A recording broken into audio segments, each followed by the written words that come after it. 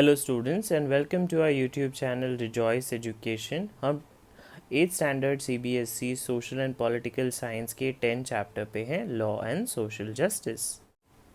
Okay students, हम page number 121 पे हैं। Let us take a common market situation where the law is very important. एक common market situation लेते हैं जहाँ पे लॉ बहुत ज़रूरी हो जाता है। This is the issue of workers wages, worker के वेजेस यानी तनख्वाह का। Private companies, contractors, business persons normally want to make as much profit as they can. उन्हें profit बनाना होता है. In the drive for profits, they might deny workers their rights and not pay them wages. Profits बनाने के चक्कर में वो workers को उतने पैसे नहीं, rights उनके deny कर सकते हैं वो, और उनको wages भी time to time नहीं दे सकते. For example, in the eyes of the law, it is illegal or wrong to deny workers their wages. Law के आइज़ में इलीगल है और रॉन्ग है कि कोई भी वर्कर को उनको वेजेस लौटाना. Similarly, to ensure that workers are not underpaid और are paid fairly, there is a law on minimum wages. Minimum wages के ऊपर भी लॉ है जहाँ पे हर वर्कर अंडरपेड नहीं होगा कोई भी, हर किसी वर्कर को समांतर पैसे मिलने चाहिए. A worker has to be paid not less than the minimum wage by the employer.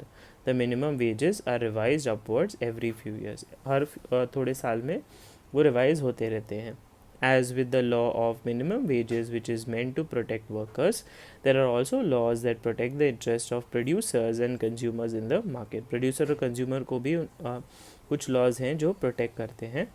These help ensure that the relation between those three parties, the worker, consumer and producer, are governed in a manner that is not exploitative. Exploitative यानी कि कोई भी हानि किसी को ना पहुंचाते हुए ऐसे laws बनाए गए हैं. Okay students, we are on page number 123. But merely making laws is not enough. Laws banana is not enough. The government has to ensure that these laws are implemented. Government को ये देखना होता है कि ये जो लॉ बने गए हैं वो सही तरीके से प्रैक्टिस हो रहे हैं या नहीं. This means that the law must be enforce. Enforce यानी कि फोर्सफुली कभी कभी लॉ लोगों को कायदा फॉलो करना पड़ता है. Enforcement becomes even more important when the law seeks to protect the weak from the strong. और एनफोर्समेंट क्या हो जाता है, ज़्यादा ज़रूरी हो जाता है जब भी लॉ प्रोटेक्ट करना चाह रहा है वीक लोगों को स्ट्रॉन्ग लोगों से. For instance, to ensure that every worker gets fair wages, the government has to regularly inspect work sites and punish those who violate the law. ठीक है, ये तय करने के लिए कि वर्कर को उनके सही से वेजेस मिल रहे या नहीं, गवर्नमेंट को इंस्पेक्शन करना पड़ता है वर्क साइट्स का और उन्हें दंडित करना पड़ता है जो लॉ को वायलेट करते हैं.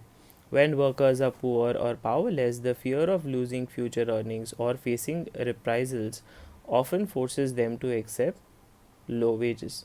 ठीक है, लेकिन क्या है, वर्कर्स तो गरीब होते हैं, पावरलेस, उनके पास खुद पावर नहीं होता कोई, और उनको डर रहता है जॉब छूट जाने का. इस वजह से वो एक्सेप्ट कर लेते हैं जो वेजेस उनको दिए जाते हैं.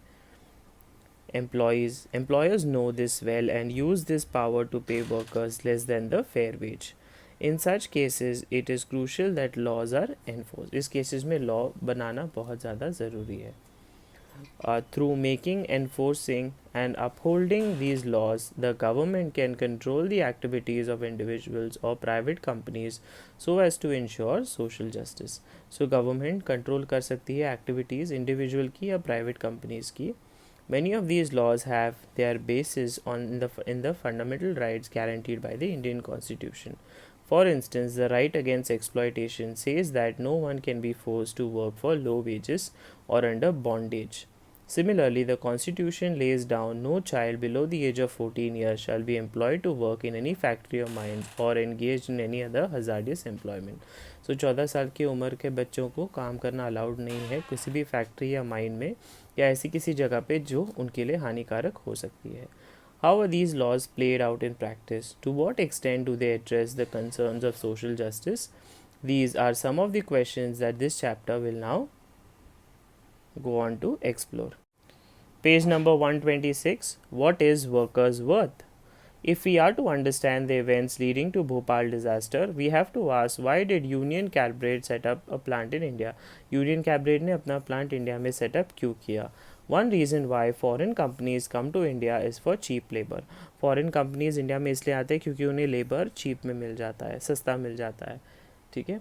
Wages that the companies pay to workers, say in the USA, are far higher than what they have to pay to workers in poorer countries like India.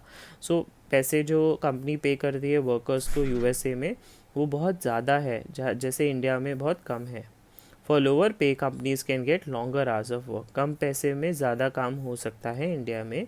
Additional expenses such as for housing facilities for workers are also fewer. Thus, companies can save cost and earn higher profits. Cost cutting can also be done by other more dangerous means. Cost cutting बहुत अलग अलग dangerous means से भी किया जा सकता है. Lowering working conditions include lowering safety measures are used as way of cutting cost. Working conditions के साथ साथ safety measures को कम करना भी एक तरीका है cost cutting का, यानी पैसे कम करने का. In the UC plant every safety driver was malfunctioning और was in short supply. UC plant में हर सेफ्टी डिवाइस या माल फंक्शन कर रहा, ठीक से काम नहीं कर रहा था, या सप्लाई भी कम था. Between 1980 and 1984, the work crew for the MIC plant was cut in half from 12 to 6 workers. The period of safety training for workers was brought down from 6 months to 15 days. The post of night shift worker for the MIC plant was abolished. So यहाँ पे जो training 6 महीने का दिया जाता था workers को, वो कम करके 15 दिन का किया गया, क्योंकि इतना डिमांड बढ़ रहा था. Read the following comparison between UC's safety system in Bhopal and other plants in the US. At West Virginia, which is USA, computerized warning and monitoring system were in place, whereas the UC plant in Bhopal relied on manual gauges and the human senses to detect gas leaks. तो West Virginia USA में computerise warning है, computer के through warning मिलता है और monitor किए जाता है अगर कहीं पे गैस लीक हो रहा है या कुछ. जहाँ पे यूसी प्लांट भोपाल में ऐसा कुछ नहीं है, वहाँ पे तो इंसान को देखना पड़ता है कि कहीं रोज़ चेक करना पड़ता है कि कहीं गैस लीक हो रहा है कि नहीं. At the West Virginia plant, emergency evacuation plans were in place but non-existent in Bhopal. West Virginia plant में emergency evacuation यानी कोई गड़बड़ अगर हो जाती है तो लोगों को उस सिचुएशन से बाहर कैसे निकालना है जल्द से जल्द, वो प्लान वेस्ट वर्जीनिया प्लांट में था, लेकिन भोपाल वाले ट्रेजेडी में ऐसा कुछ नहीं था. Why are there such sharp differences in safety standards across countries? And even after the disaster happened, why was the compensation to the victim so low? Compensation victim को इतना कम क्यों था? One part of the answer lies in what is perceived as the worth of an Indian worker. ठीक है, एक part है कि Indian worker को कितनी कमाई मिलती है. One worker can easily replace another. एक वर्कर दूसरे वर्कर को रिप्लेस कर सकता है. Since there is so much unemployment, there are many workers who are willing to work in unsafe conditions. India में इतनी ज़्यादा अनएम्प्लॉयमेंट है कि बहुत सारे ऐसे वर्कर्स हैं जो काम करना चाहते हैं या काम कर सकते हैं अनसेफ कंडीशन में, जहाँ सेफ्टी का कोई हिसाब नहीं है. Making use of the workers' vulnerability, employers ignore safety in workplaces. Worker की vulnerability को देख के employers क्या करते हैं, safety को ignore करते हैं. Thus, even so many years after the Bhopal gas tragedy, there are regular reports of accidents in construction sites, mines or factories due to the call-outs attitude of the employers. So, employers safety के लिए cut out करते हैं, पैसे की कटौती करते हैं, इस वजह से बहुत सारे incidents होते हैं लोगों के साथ. Enforcement of safety laws. As the lawmaker and enforcement, the government is supposed to ensure that safety laws are implemented. Lawmaker जो government है उन्हें ध्यान में रखना है कि safety laws implement किए जाएं. It is also the duty of the government to ensure that the right to life guaranteed under Article 21 of the Constitution is not violated. What was the government doing when there was such blatant violations of safety standards in the UC plant? Firstly, the safety laws were lax in India. Lax यानी कि non-existent in India. Second, even these weak safety laws were not enforced. भले ही safety laws बनाए भी गए लेकिन उसे पाला नहीं गया. Government officials refused to recognize the plant as hazardous and allowed it to come up in a populated locality. Government official ने ये देखा नहीं कि ये plant क्या है, hazardous है, हानिकारक है, और allow किया एक popular locality में बसाने के लिए. When some municipal officers in Bhopal objected that the installation of an MIC production unit in 1978 was a safety violation, the position of the government was that the state needs the continuous investment of the Bhopal plant, which provide jobs.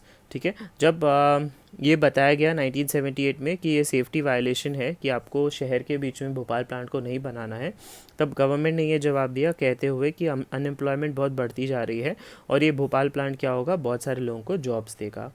It was unthinkable, according to them, to ask UC to shift to cleaner technology or safer products. Government inspectors continued to approve the procedures in the plant even when repeated incidents of leaks from the plant made it obvious to everybody that things were seriously wrong. Government inspections जो थे उन्होंने continue करते गए approve करना जो procedures plant में हो रहे थे. उन्हें पता था कि लीकेज हो रहा है काफ़ी ज़्यादा प्लांट में और उन्हें पता भी चल रहा था कि चीज़ें गलत हो रही है. This, as you know, is contrary to what the role of a law making and enforcement agency should be. Instead of protecting the interest of people, their safety was being disregarded both by the government and by the private companies. उनकी जो safety थी वो disregard यानी ध्यान में नहीं रखी गई गवर्नमेंट और प्राइवेट कंपनीज से. This is obviously not at all desirable यानी acceptable. With more industries being set up both by local and foreign businesses in India, there is a great need for stronger law protection workers' rights and better enforcement of these laws. Better laws की ज़रूरत है और इसके साथ साथ उन्हें apply करने की भी ज़रूरत है. Page number 128, New Laws to Protect the Environment. In 1984, there was very few laws protecting the environment of India and there were hardly any enforcement of these laws.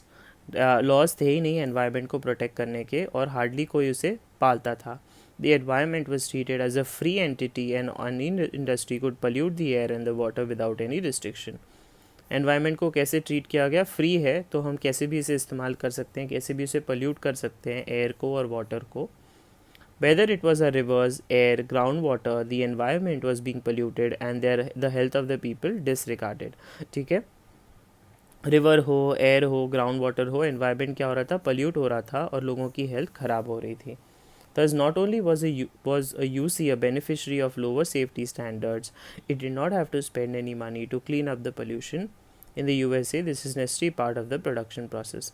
तो यूसी में कैसा था, सेफ्टी भी कम थी और उन्होंने पैसे भी नहीं खर्च किए जो पोल्यूशन हो रहा था उसके ऊपर. लेकिन यूएसए में ये मैंडेटरी था कि जो प्रोडक्शन किया जा रहा है फैक्ट्रीज में उसे क्लीन करना फैक्ट्री का काम है. The Bhopal disaster brought the issue of environment to the forefront. Several thousands of people who were not associated with the factory in any way were greatly affected because of the poisonous gases leaked from the plant. Thousands of workers जो Bhopal plant में काम कर रहे थे उन्हें affect हुए थे इससे, क्योंकि वहाँ पे क्या हो रहा था, पॉइजनस गैसेस जो थे, हानिकारक गैसेस लीक हो रहे थे प्लांट से और इस वजह से पीपल को रियलाइज़ हुआ that the existing laws are weak. Too weak only cover the individual worker and not the person who might be injured due to industrial accidents. जो तभी के लॉ बनाए गए थे उसमें सिर्फ कवर क्या करते थे, इंडिविजुअल वर्कर को, ठीक है, और पर्सन को नहीं जो इंजर्ड हो चुका है ये एक्सीडेंट की वजह से. In response to this pressure from environmental activists and others in the years following the Bhopal gas tragedy, the Indian government introduced new laws on the environment. Henceforth, the polluter was to be held accountable for the damage done to the environment. जो pollute करता है environment को वो accountable यानी वो जिम्मेदार है environment को ख़राब करने के लिए. The environment is something that people over generations will share and it could not be destroyed merely for industrial development. Environment एक ऐसी चीज़ है जो बहुत सारे जनरेशन्स हम सब मिलके शेयर करने वाले हैं और हम इसे डिस्ट्रॉय नहीं कर सकते इंडस्ट्रियल डेवलपमेंट के लिए. The court also gave a number of judgments upholding the right to a healthy environment as intrinsic to the fundamental rights of life. In Subhash Kumar versus State of Bihar 1991, the Supreme Court held that the right to life is a fundamental right under Article 21 of the Constitution and it includes the right of enjoyment of pollution-free water and air full of enjoyment of life. ठीक है, सो ज़रूरी है article 21 में लिखा हुआ कि हर इंसान के पास ये हक है कि वो पोल्यूशन फ्री वाटर यूज़ करे और एयर यूज़ करे जो दूषित नहीं हो. The government is responsible for setting up laws and procedures that can check pollution, clean rivers and introduce heavy fines for those who pollute. So government responsible है, उन्होंने laws setup किए हैं और प्रोसीजर सेटअप किया है जो pollution check कर सकता है, क्लीन रिवर्स देख सकता है और इंट्रोड्यूस कर सकता है हैवी फाइन्स जो पल्यूट करते हैं एनवायरनमेंट को. Thank you students. Okay student, जैसे कि आप देख पा रहे industry, innovation and infrastructure, sustainable development goal SDG. सो ये प्लान था जो गवर्नमेंट ने इम्प्लीमेंट किया था अपने एनवायरनमेंट को प्रोटेक्ट करने के लिए और उन सारे इंडस्ट्रीज़ के खिलाफ लड़ने के लिए जो पोल्यूट कर रहे हैं हमारे एनवायरनमेंट को.